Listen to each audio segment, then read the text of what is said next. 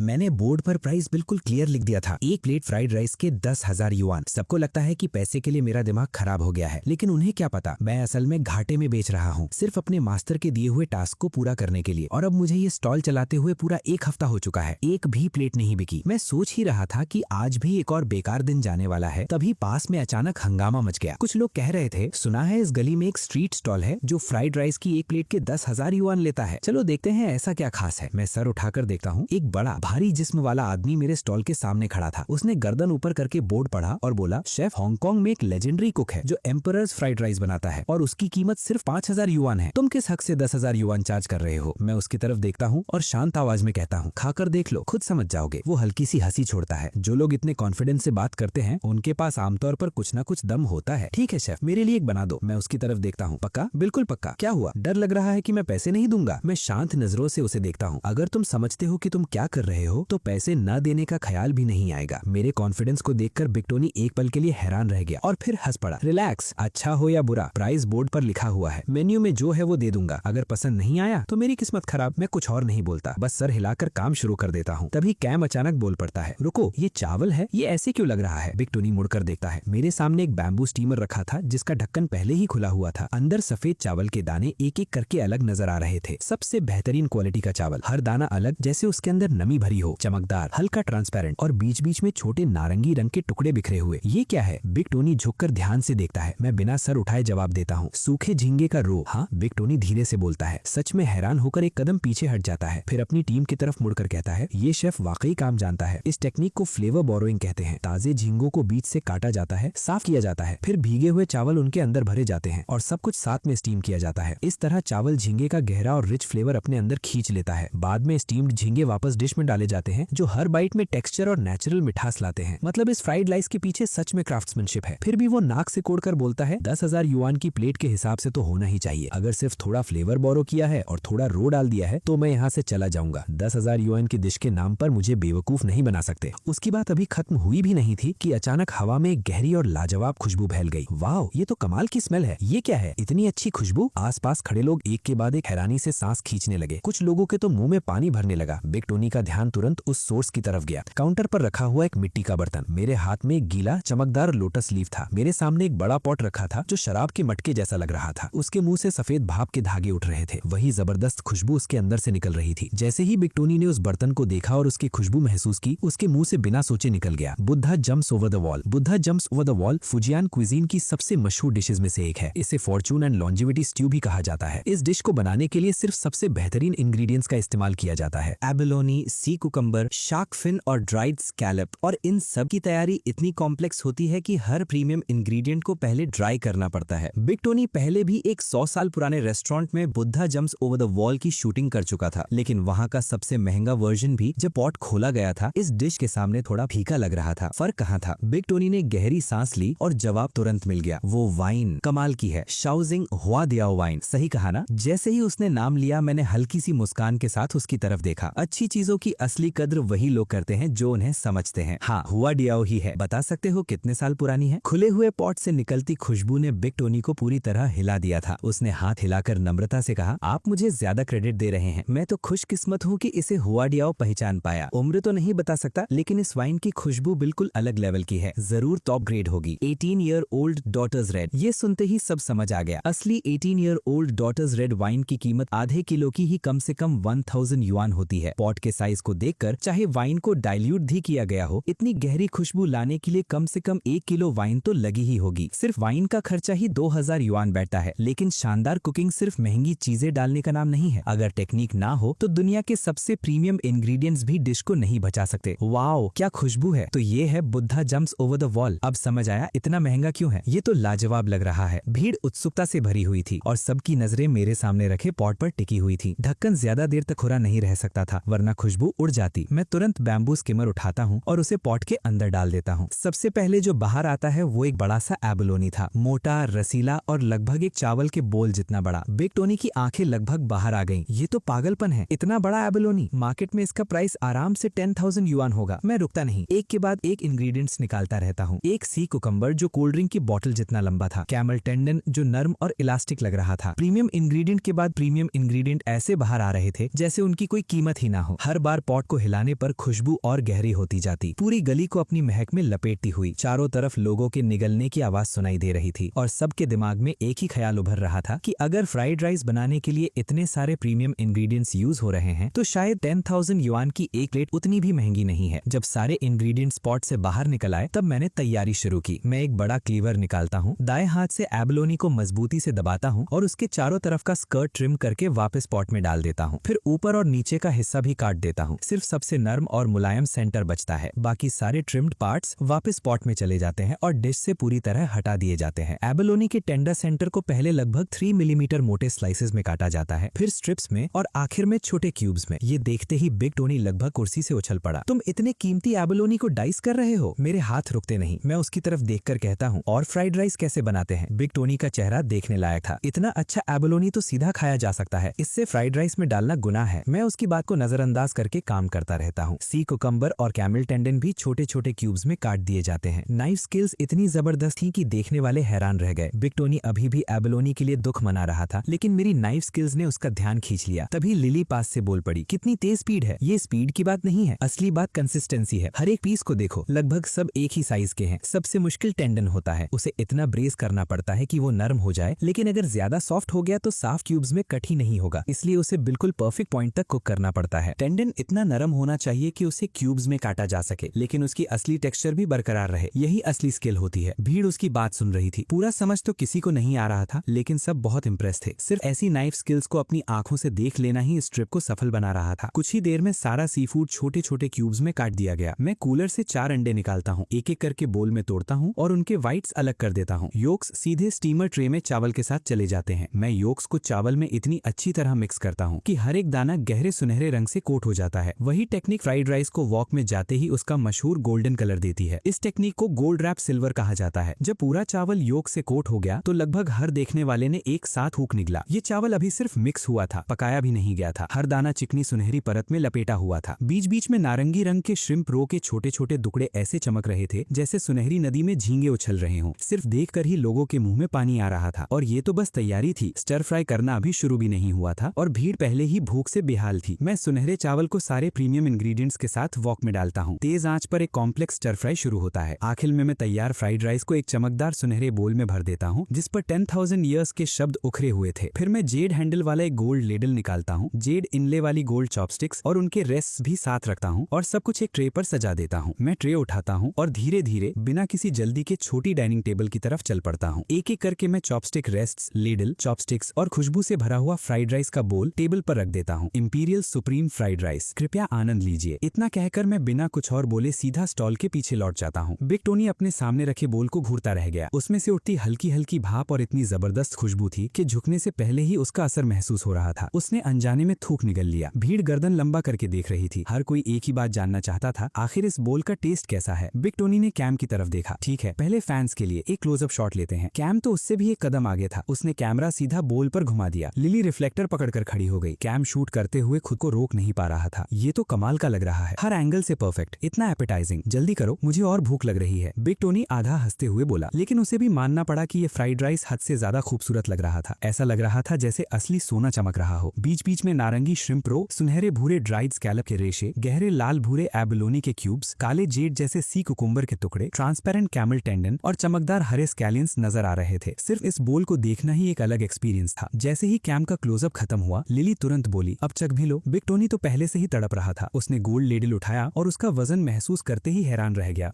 ये तो सच में सॉलिड गोल्ड है। उसने लेडल को हाथ में घुमाया, फिर संभलकर एक चम्मच फ्राइड राइस निकाला और अपने होठों तक ले गया। एक बार चबाया, फिर दूसरी बार, और अचानक सीधा कुर्सी पर तनकर बैठ गया। सीधा कैमरे की तरफ मुड़ गया। उसके चेहरे का एक्सप्रेशन अजीब हो गया। पूरा जिस्म सख्त पड़ गया, जैसे उसे बिजली का झटका लगा हो। वो बिल्कुल जम सा गया। आंखें पूरी खुल गईं।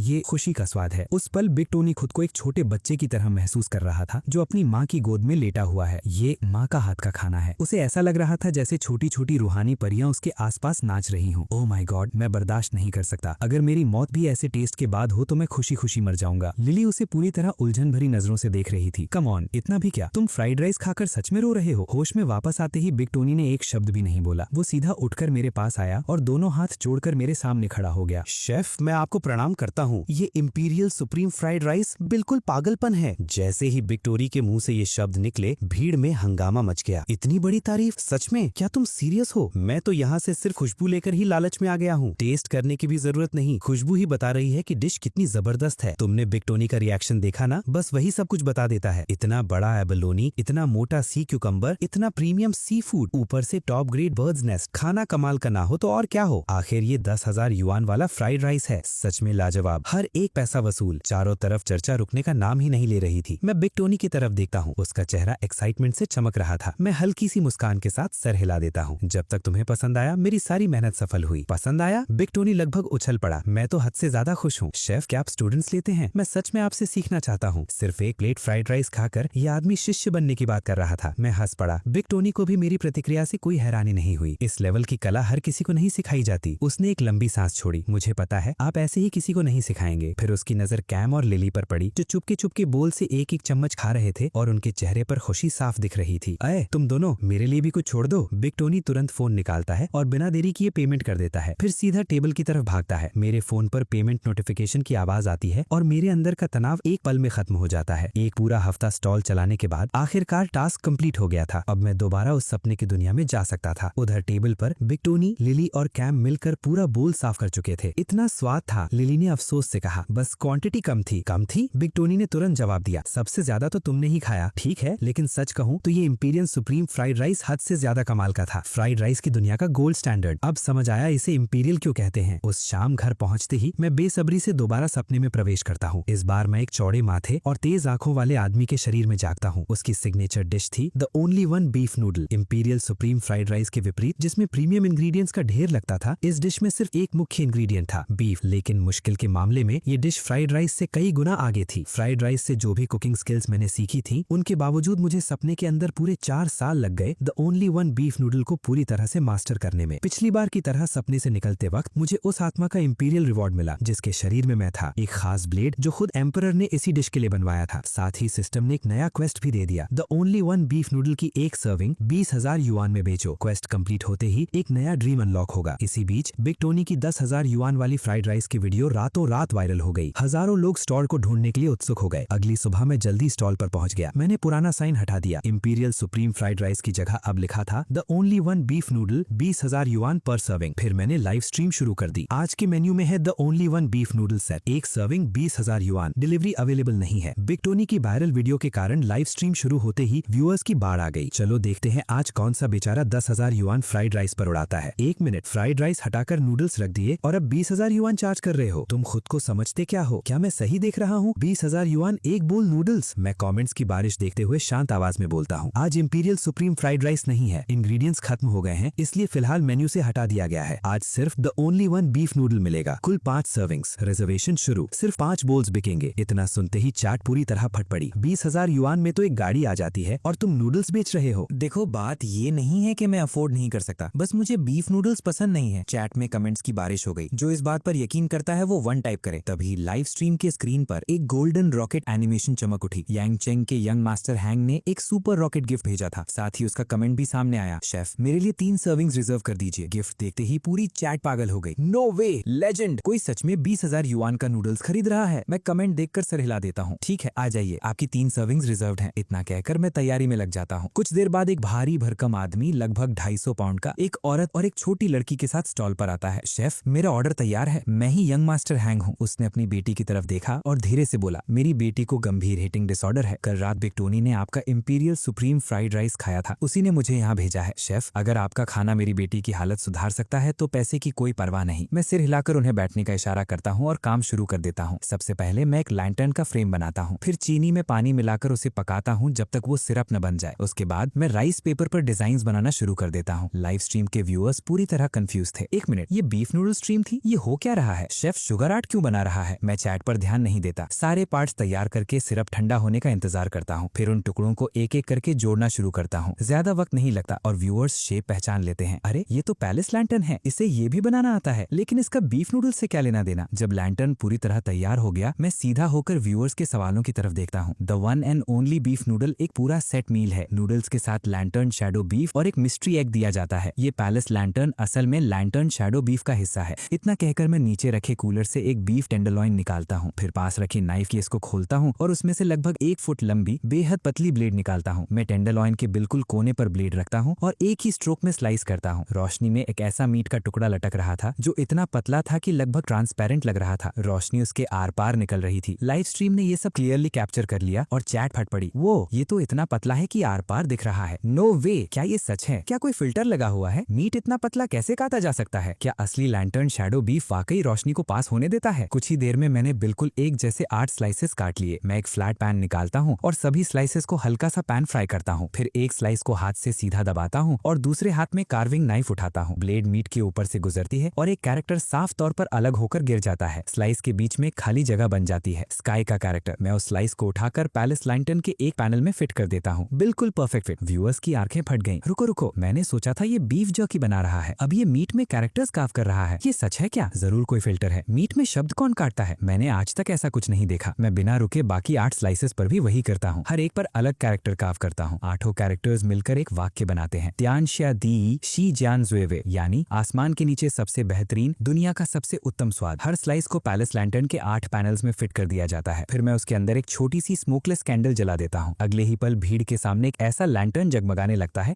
जैसा किसी ने पहले कभी नहीं देखा था। लाइव स्ट्रीम पूरी तरह पागल हो गई। नो वे, उसने सच में बीफ का लैंटर्न बना दिया। ये है असली लैंटर्न शैडो बीफ। ये तो खाने के लिए बहुत ज्यादा खूबसूरत है। ओ वाओ, मीट से बना हुआ लैंटर्न। जैसे ही जीजी ने लैंटर्न शैडो बीफ देखा, वो एकदम से सन्न रह गई। जब उसे पहली बार पता चला था कि यंग मास्टर होंग उनकी बेटी को एक स्ट्रीट स्टॉल पर लाना चाहते हैं, तो वो इस बात के बिल्कुल खिलाफ थी। लेकिन अब लैंटर्न शैडो बीफ को अपनी आंखों से देखकर उसे भी नूडल्स का इंतजार होने लगा था। इसी दौरान मैंने सूप पॉट का ढक्कन उठाया। गरम बीफ की जबरदस्त खुशबू हवा में फैल गई और सीधा उस तक पहुंची। बिना सोचे समझे उसने अपने होठों पर जबान फेर ली। ये तो कमाल की खुशबू है। मैं एक बड़ा लेडल उठाता हूँ और पॉट से 2 भरपूर स्कूप्स बीफ ब्रॉथ के निकालकर वोक में डाल देता हूँ। कुछ ही पल में वो उबलने लगता है। फिर मैं एक बड़ा बीफ का टुकड़ा लेता हूँ और उसे पीट पीट कर पेस्ट बना देता हूँ। धीरे धीरे उसमें बीफ बोन्स और बीफ स्किन से बना स्टॉक मिलाता हूँ जब तक वो गाढ़े जली जैसी कंसिस्टेंसी में ना बदल जाए। उसके बाद मैं बीफ पेस्ट को राइस पेपर पर डालकर रोलिंग पिन से इतना पतला बेलता हूँ कि उसकी मोटाई 1 मिलीमीटर से भी कम रह जाती है। फिर उसे कूलर में रख दिया जाता है ताकि वो सेट हो सके। जब शीट पूरी तरह जम जाती है, मैं चाकू से उसे लंबे और नाजुक धागों में काट देता हूँ। ये नूडल्स बिल्कुल अलग थे। इनमें आटे का एक जर्रा भी नहीं था। ये पूरी तरह बीफ और बीफ स्टॉक से बने हुए थे। हर मायने में असली बीफ नूडल्स। मैं नूडल्स को उबलते ब्रॉथ में डालता हूँ। सिर्फ 10 सेकंड के बाद ही उन्हें बाहर निकाल लेता हूँ और 3 10,000 ईयर्स बोल्स निकालकर नूडल्स को 3 हिस्सों में बांट देता हूँ। जीजी, जो आमतौर पर खाने का नाम सुनते ही मुंह बना लेती थी, अब एक्साइटमेंट से भर चुकी थी। वो तुरंत आगे आई, गर्दन लंबा करके उसके ऊपर झुकी और गहरी सांस ली। वाओ, कितनी अच्छी खुशबू है। मैं अभी से बता सकती हूँ कि ये बहुत टेस्टी होगा। यंग मास्टर हैंग और मिसेस हैंग भी पास आ गए। मिसेस हैंग ने साफ ब्रॉथ और हल्का गुलाबी नूडल्स देखे और हैरानी से पूछा, यही है the one and only beef noodle? बिल्कुल, मैं मुस्कुराकर जवाब देता हूँ। फिर मैं कुछ सादे बिना छिले हुए अंडे निकालकर साइड में रख देता हूँ। मिसेस हैंग अंडों को देखकर थोड़ा हैरान हो गई। यही है? लाइव स्ट्रीम के व्यूअर्स भी उतने ही कंफ्यूज थे। सच कहूँ तो थोड़ा डिसअपॉइंटिंग लग रहा है। नूडल्स समझ आते हैं, लेकिन प्लेन एग्स कम से कम मैरिनेट तो कर देते। शेल भी नहीं उतारा। ये मजाक लग रहा है। यंग मास्टर हैंग ने क्लियर ब्रॉथ को देखते हुए पूछा, शेफ इसमें स्प्रिंग अनियन या कुछ गार्निश नहीं है? मैं हल्की सी हंसी हंसा। ये उस तरह का बोल नहीं है। इस डिश का पूरा फोकस बीफ के शुद्ध स्वाद पर है। यहाँ फ्लेवर खुद बोलता है। वो कुछ और कहने ही वाला था कि एक जोर का स्लब सुनाई दिया। जीजी ने पहले ही ब्रॉथ का एक घूंट ले लिया था। उसकी आंखें खुशी से बंद हो गईं। वाओ, ये ब्रॉथ तो कमाल का है। मिसेस हैंग उसे देखकर हैरान रह गई। घर पर हर मील टाइम जंग जैसा होता था। जीजी हर बार खाने से बचने की कोशिश करती थी, लेकिन आज पहली बार वो उसे इतनी खुशी के साथ खाते देख रही थी। क्या ब्रॉथ सच में इतना अच्छा है? उसने एक चम्मच भरा और धीरे से सिप लिया। अगले ही पल उसकी जबान पर बीफ का गहरा और रिच फ्लेवर फट पड़ा। ये तो ब्रॉथ अविश्वसनीय है। यंग मास्टर हैंग ने उसका एक्सप्रेशन देखा और खुद भी एक सिप लिया। जैसे ही ब्रॉथ उसकी जुबान को छुआ, उसकी भौहें तुरंत ऊपर उठ गईं। ओह, ये तो बहुत अच्छा है। मैंने बोला, अब नूडल्स ट्राई कीजिए। इस वक्त इनकी टेक्सचर सबसे बेस्ट है। मिसेस हैंग ने चॉपस्टिक से नूडल्स उठाए और मुंह में डाले। 2 बार चबाया और फिर अचानक रुक गईं। 1 मिनट, ये नूडल्स मीट से बने हैं? उन्होंने चॉपस्टिक्स पर लटके नूडल्स को ध्यान से देखा। उनका रंग बिल्कुल वैसे ही था जैसे हल्का पक चुका बीफ होता है, ग्रेइश पिंक। जैसे ही उन्होंने दोबारा नूडल्स मुंह में डाले, उसे जिंदगी में पहली बार समझ आया कि असली स्प्रिंगी टेक्सचर किसे कहते हैं। हे भगवान, यंग मास्टर हैंग ने भी एक बाइट ली। टेक्सचर ने उसे झटके की तरह हिट किया। शेफ, ये नूडल्स इतने स्प्रिंगी कैसे हो सकते हैं? ऐसा लग रहा है जैसे रबर बैंड स्नैप कर रहा हो। तीनों लोग नूडल्स खा रहे थे, ब्रॉथ फ्री रहे थे और उनके चेहरों पर सिर्फ सुकून और खुशी थी। लाइव स्ट्रीम के व्यूअर्स स्क्रीन के उस पार बैठकर मुंह में पानी भर रहे थे। ठीक है, मान गया। मैं आज डाइट के लिए डिनर स्किप करने वाला था। अब मुझे बीफ नूडल्स ढूंढने ही पड़ेंगे। Shanxi province sending a bowl of knife cut noodles. Shanxi province sending a bowl of knife cut noodles. Hubei province sending a bowl of hot dry noodles. Young master Hang ने कुछ और bytes लिए, broth के 2-3 और घूंट पिए, फिर उसकी नजर साइड बोल में रखे अंडे पर पड़ी। उसने हल्की सी सांस छोड़ी और सिर हिला दिया। शेफ, नूडल्स कमाल के हैं, ब्रॉथ भी लाजवाब है, लेकिन सच कहूँ तो ये अंडा पूरी वाइब खराब कर रहा है। शेफ, अगर आप इस अंडे को ब्रॉथ में पका देते तो ये भी कमाल का होता। मैं उसकी बात सुनकर बस मुस्कुरा दिया। समझाने की जगह मैंने मेन्यू पर लिखे डिस्क्रिप्शन की तरफ उंगली से इशारा किया और पूछा, तुम्हें क्या लगता है इसे मिस्ट्री एग क्यों कहा गया है? क्या मतलब? यंग मास्टर हंग हैरान हो गया। क्या सच में इसके अंदर कुछ छुपा हुआ है? मैं बस हल्का सा मुस्कुराया। ज्यादा मत सोचो, खाकर देख लो। मेरे चेहरे का कॉन्फिडेंस देखकर उसकी क्यूरियोसिटी और बढ़ गई। उसने एक अंडा उठाया। उसका शेल हल्का नारंगी रंग का था और हाथ लगाने पर गर्म महसूस हो रहा था। हर चीज यही कह रही थी कि ये एक बिल्कुल सादा स्टीम्ड एग है, तो फिर इसे मिस्ट्री एग क्यों कहा जा रहा था? उसने धीरे से अंडे को टेबल के कोने पर ठोका। शेल टूट गया और अंदर से एक बिल्कुल सफेद स्टीम्ड एग नजर आया। यंग मास्टर हंग ने मुझे देखा। ये तो बस एक नॉर्मल स्टीम्ड एग है। लाइव स्ट्रीम के हेटर्स तुरंत एक्टिव हो गए। देखा, मैंने कहा था हाइप फेक है। ये तो सच में सिर्फ अंडा निकला। इतनी बड़ी बिल्डअप और रिजल्ट एक प्लेन एग। तभी किसी ने मजाक में कमेंट किया, अरे रुक जाओ, ये तो 1000 साल पुरानी फीनिक्स का अंडा है, इससे SSS रैंक पेट निकलेगा। दूसरा तुरंत लिखता है, ये अंडा मेरा है, कोई हाथ मत लगाना। यंग मास्टर हंग चैट पढ़कर हंस पड़ा। थोड़ा हिचकिचाते हुए बोला, वैसे मुझे अंडे ज्यादा पसंद भी नहीं। मैं हंसी रोक नहीं पाया। खाना देखने के लिए नहीं, खाने के लिए होता है। बस इतना सुनना था कि उसने और सोचना बंद कर दिया और पूरा अंडा मुंह में डाल लिया। अगले ही पल उसकी आंखें फट गईं। एक जबरदस्त क्रैब रो की खुशबू और स्वाद उसके मुंह में फट पड़ा। गहरा, नमकीन और रिच क्रैब रो का फ्लेवर सेवरी लिक्विड के साथ मिलकर उसकी पूरी जबान पर छा गया। यंग मास्टर हंग को लगा जैसे उसके सर का ऊपर वाला हिस्सा ही उड़ गया हो। ये तो पागलपन है। वो कुछ पल तक बस शौक में बैठा रहा, फिर मुझे ऐसे देखने लगा जैसे मैं कोई इंसान नहीं बल्कि किसी और दुनिया की चीज हूँ। मिसेस हंग ने उसका एक्सप्रेशन देखा और हैरान होकर पूछा, क्या हुआ? यंग मास्टर हंग ने तुरंत अंडे की तरफ इशारा किया। यो क्रैब रो से बना है। क्या क्रैब रो? ये कैसे मुमकिन है? लाइव स्ट्रीम ने भी ये सब सुन लिया और चैट फट पड़ी। कम ऑन, ये तो जादूगर भी नहीं कर सकता। क्रैब रो और एग योक में फर्क भी समझ आता है इसे? मैंने अपनी आंखों से अंडा देखा, बिल्कुल नॉर्मल था। अगर इतना यकीन है तो एक और खाओ, इस बार आधा काट कर दिखाओ। मैं नहीं मानता कि एक नॉर्मल अंडे के अंदर क्रैब रो हो सकता है। सिर्फ व्यूअर्स ही नहीं, मिसेस हंग भी पूरी तरह शक में थी। शेल बिल्कुल ठीक था, एक भी क्रैक नहीं। अगर सच में क्रैब रो अंदर था तो गया कैसे? इसी क्यूरियोसिटी में उसने भी एक अंडा उठाया, धीरे से मुंह में डाला और हल्का सा बाइट लिया। अगले ही पल गाढ़ा और रिच सेवरी लिक्विड उसके मुंह में भर गया। क्रैब रो की पहचानी हुई खुशबू उसकी पूरी सेंसेस में फैल गई। उसने सोचा था वो तैयार है, लेकिन अंडे के अंदर इतना लिक्विड होगा इसका उसे अंदाजा भी नहीं था। सुनहरे रंग की क्रैब रो की सॉस की एक पतली धार उसके होंठों के कोने से बाहर निकल आई। उसने तुरंत हाथ से पकड़ ली और फिर उस सॉस को अपने होंठों से चाट लिया। उसने आधा खाया हुआ अंडा ऊपर उठाया और एग व्हाइट को चबाते हुए उस इंटेंस क्रैब फ्लेवर का मजा लेने लगी। उसका चेहरा पूरे शौक से भर गया। ये वाकई क्रैब रो है। हे भगवान, ये कैसे मुमकिन है? उसके हाथ में पकड़ा आधा अंडा एक छोटा बोल जैसा लग रहा था जिसमें बाकी सॉस भरी हुई थी। अंदर सुनहरे लिक्विड में नारंगी लाल क्रैब रो के टुकड़े साफ नजर आ रहे थे, बिल्कुल छिले हुए संतरे के सेगमेंट्स की तरह। बीच बीच में ट्रांसपेरेंट क्रैब फैट के मोती तैर रहे थे। देखने में ही इतना खूबसूरत था कि नजर हटाना मुश्किल था। लाइव स्ट्रीम के व्यूअर्स पूरी तरह स्टंट थे। नो वे, क्या ये सॉफ्ट बॉइल्ड एग है? सॉफ्ट बॉइल्ड एग के अंदर क्रैब रो और क्रैब फैट के चंक्स नहीं होते। ओह माय गॉड, ये कैसे किया? व्यूअर्स ही नहीं, यंग मास्टर हंग भी जवाब जानने के लिए बेचैन था। शेफ, आपने इसे अंदर कैसे डाला? कहीं आप सच में कोई जादू तो नहीं जानते? मैं जोर से हंस पड़ा। थोड़ा भरोसा रखो पुरानी इंसानी होशियारी पर। इतना कहकर मैंने पास रखा एक ताजा अंडा उठाया। मेरे दाएं हाथ में लगभग 2 इंच लंबी एक छोटी सी ब्लेड थी जो इतनी तेज घूम रही थी कि बस रोशनी की एक लकीर जैसी दिख रही थी। फिर मैंने बाएं हाथ में पकड़े अंडे को उस ब्लेड के पास ले गया। हल्की सी टैपिंग की आवाज सुनाई दी, टिंग टिंग टिंग। अगले ही पल ब्लेड ने अंडे के पतले वाले सिरे के इर्द गिर्द एक पूरा गोल दायरा काट दिया था। मैंने उंगली से हल्का सा झटका दिया और शेल का एक बिल्कुल गोल टुकड़ा साफ सुथरे तरीके से अलग हो गया। आजकल ऐसे टूल्स भी मिल जाते हैं जो ये काम कर सकते हैं, लेकिन उनसे जो ओपनिंग बनती है वो काफी बड़ी होती है। मुझे ब्लेड पसंद है, इससे कट बहुत पतला और साफ आता है और बाद में सील करने पर उसका निशान ढूंढना भी मुश्किल हो जाता है। यंग मास्टर हैंग का मुंह खुला का खुला रह गया। लाइव स्ट्रीम के व्यूअर्स भी उतने ही शॉक थे। होली क्रैप, ये नाइफ कंट्रोल तो पागलपन है। ये शेफ कोई एमेचर नहीं है। अगर बिगनर होता तो अब तक इतनी उंगलियां बची ही नहीं होती। उस पुरानी मूवी के रॉ एग वाले सीन के बाद मैंने किसी को अंडा ऐसे खोलते नहीं देखा। यंग मास्टर हैंग ने तुरंत पूछा, ठीक है, लेकिन क्रैब रो अंदर कैसे गया? मैं मुस्कुराया। जब तुम अंडा खोलना सीख जाते हो तो उसमें कुछ डालना बहुत आसान हो जाता है। मैं धीरे से समझाने लगा। पहले एग व्हाइट और योक निकाल दो, फिर क्रैब रो, क्रैब फैट और नूडल्स के बचे हुए बीफ ब्रॉथ को मिलाकर एक रिच क्रैब रो सॉस बनाओ। उस सॉस को मोल्ड में डालकर एग योक के साइज और शेप की एक सॉलिड बॉल बना लो। जब वो तैयार हो जाए उसे वापस शेल के अंदर रखो, फिर एग व्हाइट वापस डालो, शेल का कैप सील करो और स्टीम कर दो। बस। यंग मास्टर हैंग सुनते हुए बस मुझे घूरता रह गया। उसने कभी सोचा भी नहीं था कि इतना सादा दिखने वाला एक अंडा बनाने के लिए इतनी कॉम्प्लेक्स प्रोसेस से गुजरना पड़ता है। तभी गली के एंट्रेंस की तरफ से अचानक हंगामा सुनाई दिया। बाहर से एक आवाज भीड़ को चीरती हुई अंदर तक पहुंची। कहाँ है? आखिर यहाँ इतना क्या खास है? लोग एंट्रेंस की तरफ दौड़ पड़े। चीख पुकार मच गई। Shaila, Mia, we love you, hey everyone. Shaila की आवाज सुनाई दी। इस गली में आखिर ऐसा क्या है? फैंस जवाब देते। उससे पहले ही बाहर से एक बच्चे की आवाज सुनाई दी। बहुत टेस्टी है। मैंने मैंने जिंदगी में इतना अच्छा कुछ नहीं खाया, सच, शाइला ने तुरंत कहा। चलो देखते हैं। उसने मिया का हाथ पकड़ा और सीधा स्टॉल की तरफ चल पड़ी। जैसे ही वो करीब आई, उसकी नाक ने सबसे पहले बीफ ब्रॉथ की खुशबू पकड़ ली। वाओ, ये तो कमाल की स्मेल है। मिया ने भी गहरी सांस ली। बीफ की खुशबू कितनी जबरदस्त है। वो कुछ और बोलने ही वाली थी कि उसकी नजर स्टॉल के प्राइस बोर्ड पर पड़ी। उसने हल्की सी चीख मारी और हाथ मुंह पर रख लिया। फिर तुरंत शाइला का बाजू पकड़ लिया। क्या हुआ? शाइला ने हैरानी से पूछा। मिया ने सीधा बोर्ड की तरफ इशारा किया। मैं सही पढ़ रही हूँ ना? 20,000 युआन एक सर्विंग। उनके साथ चल रहा डायरेक्टर तुरंत आगे बढ़ा और कैमरा सीधा प्राइस बोर्ड पर फोकस कर दिया। क्लोजअप शॉट लिया गया। शाइला ने मेरी तरफ देखा। क्या ये आपके प्रोडक्शन का हिस्सा है? नहीं, मैंने शांत आवाज में जवाब दिया। ये हमारे साथ नहीं है। शाइला और भी हैरान हो गई। तो फिर ये 20,000 युआन क्यों चार्ज कर रहा है? ये तो हद है। जैसे ही उसने ये कहा, उसके फैंस भी बोलने लगे। मुझे लगा शो का प्लांटेड एक्टर होगा। ये तो क्लियरली शो की पॉपुलैरिटी का फायदा उठा रहा है। शाइला मत खरीदना, ये स्कैम है। पैसे के लिए पागल हो गया है। फैंस की बातें सुनकर यंग मास्टर हैंक का चेहरा थोड़ा ठंडा पड़ गया। उसने सीधा उनकी तरफ देखा। जरा जुबान संभाल कर। तुम में से किसी ने खाना ट्राई भी किया है? शेफ अपनी डिश का जो चाहे प्राइस रखे। नहीं खरीदना तो मत खरीदो, लेकिन बकवास करना बंद करो। एक फैन तुरंत उल्टा बोल पड़ा। ओहो, तो अब इसे स्कैम भी नहीं कह सकते। लगता है बात दिल पर लग गई। तुम भी इसके साथ मिले हुए हो। हम सब एक्सपोज कर देंगे। हाँ, 20,000 युआन के नूडल्स बिल्कुल जस्टिफाइड है। नूडल्स के लिए 20,000 युआन? सीधा लूट ल लोगों को। क्या पूरी गाय ही डाल दी है इस बॉल में? ये तो सीधा फ्रॉड है। पेड शिल। यंग मास्टर हैंक की आंखें ठंडी हो गई।